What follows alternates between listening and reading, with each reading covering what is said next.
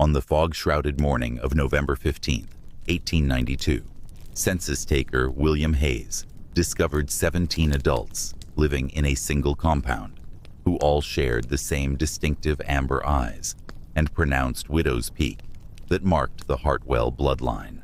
The Hartwell clan occupied a remote valley in Millbrook County, Kentucky, where their isolated homestead had operated for 4 generations without a single marriage to an outsider. Tell me in the comments your city and the exact time on your watch right now. How many genetic secrets were buried in that forgotten hollow?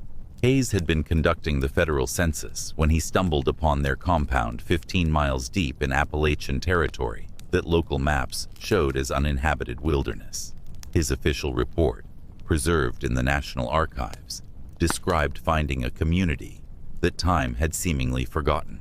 Every adult resident bore the unmistakable Hartwell features: those piercing amber eyes, sharp widow's peaks, and unusually long fingers that curved slightly inward. The family patriarch, Ezekiel Hartwell, had established their settlement in 1843 after purchasing 800 acres of mountain land for the equivalent of $300 in today's currency. His vision was creating a self-sufficient dynasty that would preserve what he considered superior bloodline traits through careful selective breeding within the family line. Ezekiel's ledger, discovered decades later, documented his systematic approach to maintaining genetic consistency. He tracked physical characteristics across 3 generations, noting which unions produced the strongest offspring and planning future matches accordingly. The leather-bound journal contained detailed genealogical charts mapping strategic intermarriages designed to concentrate specific traits within the bloodline. By 1892, the compound housed 17 adults ranging in age from 18 to 64, plus 12 children under working age. Every resident could trace their lineage back to Ezekiel and his wife Margaret, who had arrived in Kentucky with 6 children from their previous home in Virginia. The family had grown through internal marriages that kept all property and genetic material within their closed system. Hayes noted unusual aspects of their lifestyle during his 3-day stay at the compound. The residents spoke in a dialect that mixed archaic English with invented words specific to their community. Their children learned mathematics using genealogical calculations instead of traditional arithmetic, mapping complex family relationships that spanned 4 generations of strategic breeding. The community operated its own blacksmith shop, textile production, and agricultural systems that required no outside contact for survival. They maintained herds of cattle and horses that, like the human residents, showed signs of careful selective breeding for specific traits. The animals displayed uniform coloring and bone structure that reflected generations of controlled reproduction. Margaret's diary, found hidden in the compound's library, revealed the psychological framework that maintained this isolation. She wrote about the family's belief that their bloodline carried special intellectual and physical gifts that would be diluted through contact with ordinary people. This conviction justified their extreme isolation and internal marriage practices as preservation of genetic superiority. The scent of wild honeysuckle that grew around their compound marked the seasons when new marriages were arranged within the family structure. Census records from surrounding counties showed no Hartwell marriages to outsiders over 50 years. Despite the family's expanding population, all unions occurred within the compound, using their own religious ceremonies conducted by family elders. These marriages concentrated genetic material while keeping land ownership undivided among an ever-growing number of relatives. Hayes documented the family's remarkable physical uniformity in his official report. Beyond the amber eyes and widow's peaks, residents shared unusual height patterns, distinctive hand shapes, and facial bone structure that created an almost identical appearance across different generations. Brothers looked like twins, cousins resembled siblings, and family members could be identified as Hartwells. from considerable distances. The compound's architecture reflected their closed-world mentality. A single road provided access to the outside world, but gates and barriers discouraged visitors, while multiple buildings housed different family units within the larger clan structure. The main house contained a library filled exclusively with genealogical records, breeding charts, and Ezekiel's philosophical writings about genetic purity. Their economic system operated entirely through internal exchange, with family members specializing in different crafts and trading services rather than using outside currency. They maintained detailed ledgers tracking these internal transactions, creating a complex economy that functioned without external input. The system had sustained itself for nearly 50 years when Hayes encountered them, but the family's isolation had created unforeseen consequences by the time of Hayes's visit. Several residents displayed signs of genetic disorders that were becoming more pronounced with each generation. These included unusual bone development, distinctive speech patterns, and cognitive differences that the family attributed to their genetic superiority rather than potential problems. The community's children received education focused entirely on family history, genealogy, and the trades necessary for compound self-sufficiency. They learned no information about the outside world and showed intense fear when Hayes attempted to discuss life beyond their valley. This educational isolation reinforced their belief that they were fundamentally different from ordinary humans. Dr. Samuel Morrison, who accompanied Hayes on his second visit to complete medical documentation, noted the family's remarkable genetic consistency in his private journal. Every family member shared not only physical traits, but also similar mannerisms, speech patterns, and behavioral characteristics that suggested deep genetic influence on personality development. The compound's medical records, maintained by family members with basic healing knowledge, showed patterns of health issues that occurred across multiple generations.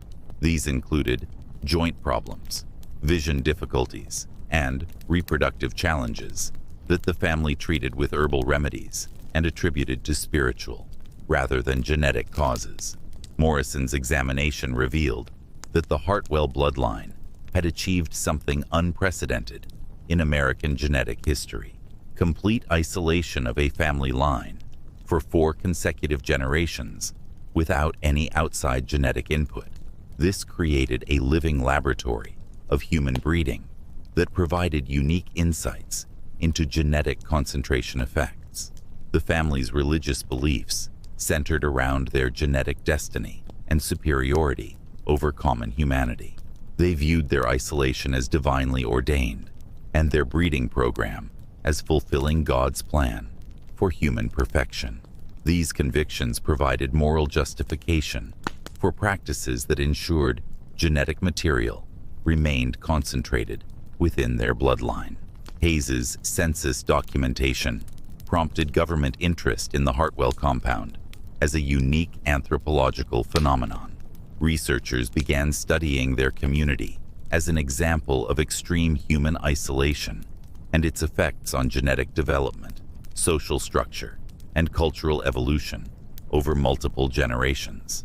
The scent of wild honeysuckle continued to mark their seasonal marriage ceremonies, but by 1895, finding suitable partners within the bloodline was becoming increasingly difficult. The compound's isolation began breaking down during the economic depression of 1893, when outside economic pressures forced them to seek external markets for their agricultural products. This contact introduced new ideas and revealed the extent to which their community had diverged from mainstream American society over 50 years of deliberate separation. Young adults within the compound began questioning their families' beliefs after exposure to outside perspectives during these trading expeditions. Some expressed interest in marriages beyond the bloodline, creating the first serious challenge to Ezekiel's genetic preservation program since its establishment. The family's response to these challenges revealed deep fractures within their unified belief system. Older generations viewed any outside marriage as betrayal of their genetic heritage, while younger members increasingly saw their isolation as limitation rather than protection. These conflicts created the first internal disputes in the compound's 50-year history. By 1898, 3 young adults had left the compound permanently, marrying outsiders and establishing homes in neighboring counties. Their departure represented the first break in the family's genetic isolation and marked the beginning of their community's gradual dissolution. Government researchers continued studying the remaining family members as examples of extreme genetic isolation, documenting the effects of 4 generations of concentrated breeding on human development.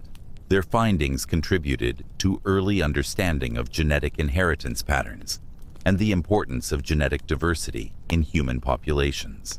The compound's gradual abandonment occurred over the following 2 decades, as younger generations sought opportunities beyond their isolated valley. By 1920, fewer than 8 family members remained on the original property, maintaining reduced agricultural operations, while the community's elaborate social structure collapsed. Educational researchers studied the Hartwell children, who integrated into mainstream society, documenting their adjustment challenges and the lasting effects of extreme cultural isolation. These studies contributed to understanding of socialization patterns and the importance of diverse cultural exposure during childhood development. The family's genealogical records became valuable resources for genetic researchers studying inheritance patterns and the effects of population bottlenecks on human development. Universities acquired their breeding charts and family documentation for ongoing research into genetic concentration effects. Property records show the Hartwell compound was eventually sold to timber companies who harvested the valley's old-growth forests, erasing most physical evidence of the family's unique community. The main house and several outbuildings survived until the 1950s, when they were demolished for safety reasons. Local historians preserved some artifacts from the compound, including examples of their unique textiles, handcrafted tools, and genealogical documentation that provided insights into their remarkable 50-year experiment in human genetic isolation. These materials remain in county historical societies throughout eastern Kentucky. The compound's most remarkable feature was its sophisticated record-keeping system that tracked genetic traits across 4 generations with scientific precision. Ezekiel's descendants maintained detailed charts documenting eye color variations, height measurements, handspan lengths, and even subtle personality traits that appeared to follow hereditary patterns. These records, written in homemade ink extracted from walnut hulls, covered every birth, marriage, and death within their closed community. Dr. Morrison's medical examinations revealed fascinating genetic phenomena that challenged contemporary understanding of heredity. The Hartwell adults displayed remarkably uniform blood pressure readings, identical dental formation patterns, and shared susceptibility to specific ailments that manifested at predictable ages. Their pulse rates averaged 62 beats per minute across all 17 adult residents, suggesting deep physiological consistency. The family's agricultural methods reflected their genetic philosophy applied to crop and livestock management. They maintained pure bloodlines among their cattle through selective breeding that paralleled their human practices. Their Holstein herd, descended from 2 original breeding pairs, displayed uniform milk production rates and identical cream fat percentages that commercial dairies would have envied. Hayes documented their unique economic innovations during his extended stay. The Hartwells had developed an internal currency system using carved wooden tokens that represented different labor contributions and resource allocations. A day's blacksmith work earned 3 tokens, while textile production generated 2 per day, creating exchange rates that had remained stable for over 20 years. Their children's education followed curricula designed specifically for perpetuating their isolated society. Mathematics lessons focused on bloodline calculations, breeding ratios, and resource management within closed systems. Literature consisted entirely of family histories and Ezekiel's philosophical writings about genetic superiority and divine destiny. Science education emphasized botany and animal husbandry as they related to selective breeding principles. The compound's architecture demonstrated remarkable engineering innovation born from necessity and isolation. Their water wheel system powered multiple workshops simultaneously through an ingenious network of leather belts and wooden gears carved by family craftsmen. The grain mill, textile looms, and woodworking tools all operated from this single power source that required no outside maintenance or replacement parts. Religious services took place in a chapel built from stones quarried on their property, with pews arranged to accommodate exactly 17 adult family members, plus designated areas for children of different ages. The altar displayed genealogical charts alongside religious imagery, reinforcing their belief that genetic purity represented spiritual achievement ordained by divine providence. Their medical practices combined herbal remedies with detailed documentation of health patterns across family generations. The compound's infirmary contained handwritten medical records dating back to 1843, tracking recurring ailments, successful treatments, and hereditary health trends that emerged within their closed population. The scent of wild honeysuckle that grew around their compound continued, marking seasonal marriage ceremonies. But researchers noted that suitable genetic matches were becoming increasingly rare by the 1890s. Marriage negotiations within the compound involved complex genetic calculations that considered multiple generations of hereditary factors. Prospective couples underwent evaluation processes that examined physical traits, intellectual capabilities, and health histories extending back to their great-grandparents. These assessments determined genetic compatibility and predicted offspring characteristics with remarkable accuracy. Dr. Morrison's research revealed that the Hartwell community had achieved unprecedented genetic consistency while avoiding the severe health problems typically associated with extreme inbreeding. Their careful selection criteria and detailed health monitoring had somehow maintained population viability despite complete isolation from outside genetic input for 50 years. The family's economic self-sufficiency impressed government observers who documented their ability to meet all material needs without external trade or currency. They produced food, clothing, tools, medicine, building materials, and luxury items entirely within their compound boundaries. Their workshops created furniture, metalwork, pottery, and textiles that rivaled commercial products in quality and durability. Educational researchers studying the compound noted remarkable intellectual achievements among family members, despite their isolation from mainstream academic institutions. Several adults demonstrated advanced mathematical abilities, while others showed exceptional artistic talents in music composition, textile design, and architectural planning that suggested genetic predisposition towards specific creative abilities. The community's social structure operated through democratic councils, where adults voted on resource allocation, work assignments, and major decisions affecting their collective welfare.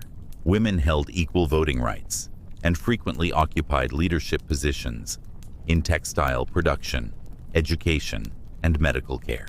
This egalitarian approach contrasted sharply with male-dominated social patterns common in rural America during the late 19th century. Their technological innovations included sophisticated food preservation methods that kept harvested crops edible throughout harsh mountain winters. Root cellars maintained consistent temperatures through ingenious ventilation systems, while smoking houses used precisely controlled processes that produced preserved meats lasting over 12 months without refrigeration. The compound's library contained over 300 volumes, including technical manuals copied by hand from borrowed books, original mathematical treatises written by family members, and detailed natural history observations collected over 50 years of careful environmental study.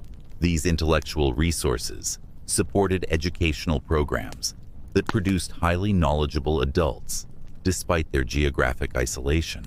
Hayes discovered that the Hartwells had developed their own musical traditions, with composed songs celebrating family history, genetic heritage, and seasonal agricultural cycles. Their musical instruments, crafted entirely within the compound, included violins, flutes, and percussion devices that accompanied evening gatherings, where family members shared stories and strengthened social bonds. The community's justice system handled internal disputes through mediation processes that emphasized restoration over punishment. Their legal code, based on principles derived from biblical interpretation and practical necessity, addressed property disputes, work conflicts, and behavioral issues through community consensus rather than authoritarian decree. During the harsh winter of 1894, when outside communities suffered severe food shortages, the Hartwell compound maintained adequate nutrition for all residents through careful resource management and preserved food supplies that demonstrated the effectiveness of their self-sufficient economic model. Their textile production achieved remarkable sophistication, using entirely homegrown materials. Sheep breeding programs produced wool with specific fiber characteristics, while flax cultivation provided linen materials processed through hand-operated machinery, designed and built within the compound. Dyes extracted from local plants created vibrant colors that remained stable for decades. The family's horticultural achievements included developing crop varieties adapted specifically to their mountain valleys' climate and soil conditions. Through careful seed selection over multiple generations, they created corn strains that matured faster than commercial varieties, potato cultivars resistant to local blights, and fruit trees that produced larger yields than standard orchards. Archaeological evidence suggests the compound contained hidden chambers beneath the main house, where valuable records and genetic documentation were stored for protection against potential disasters. These underground spaces, carved directly from bedrock, maintained consistent temperatures and humidity levels that preserved fragile paper documents for decades. The wild honeysuckle that once marked their seasonal celebrations continues blooming each summer in the abandoned valley, though the ceremonies those flowers once witnessed have passed into historical memory. Modern genetic researchers frequently reference the Hartwell case when studying population bottlenecks and genetic drift in isolated human communities. Their extreme four-generation isolation provides unique data about the effects of deliberate genetic concentration on human development, while avoiding the catastrophic health problems typically associated with such practices. DNA samples collected from descendants of compound members who integrated into mainstream society continue providing valuable research data about genetic inheritance patterns and the long-term effects of population isolation on human biology. These studies have contributed significantly to understanding genetic diversity's importance in maintaining healthy populations. Contemporary anthropologists view the Hartwell compound as a remarkable example of successful intentional community organization that achieved economic sustainability, social stability, and cultural continuity through careful planning and dedicated cooperation among its members. University research programs continue analyzing artifacts recovered from the compound site, including textile samples that demonstrate advanced weaving techniques, metal tools showing sophisticated metallurgy skills, and wooden implements carved with precision that rivals modern machine production. The Hartwell story represents one of America's most extreme examples of deliberate genetic isolation, demonstrating both the possibilities and limitations of human breeding programs attempted in isolation from broader genetic diversity. Their success in maintaining population health while achieving genetic consistency challenges.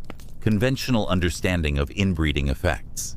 Modern economists study the compound's internal currency system as an early example of successful alternative economic organization that functioned effectively without connection to broader market systems.